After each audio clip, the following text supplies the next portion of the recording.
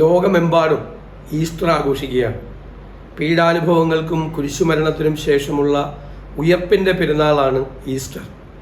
മനുഷ്യൻ ചെയ്തു കൂട്ടിയ എല്ലാ പാപങ്ങളുടെയും മോചനത്തിനായി മനുഷ്യപുത്രൻ സ്വയം ബലിയർപ്പിച്ച ക്രൂശിതനായതിൻ്റെ ഓർമ്മകൾ കൂടി നമ്മുടെ മനസ്സിൽ നിൽക്കുകയാണ്. നമുക്കറിയാം, ലോകത്തെല്ലായിടത്തുമുള്ള മനുഷ്യരുടെ മുഴുവൻ പ്രതീക്ഷയും സ്വപ്നവും എല്ലാം ക്രിസ്തുവായി മാറുന്നൊരു കാലമാണ് ഉയർപ്പിൻ്റെ പെരുന്നാൾ എന്ന് പറയുന്നത്. അതൊരു പ്രത്യാശയാണ്.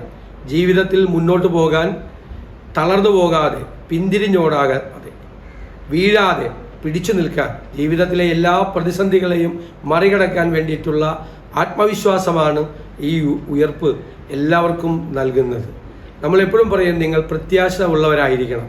കാരണം നിങ്ങൾക്ക് വാഗ്ദാനം നൽകിയിരിക്കുന്നയാൾ വിശ്വസ്തനാണ് നിങ്ങൾക്ക് വാഗ്ദാനം നൽകിയിരിക്കുന്നത്. അതുകൊണ്ട് നിങ്ങൾ പ്രത്യാശ ഉള്ളവരായിരിക്കണം.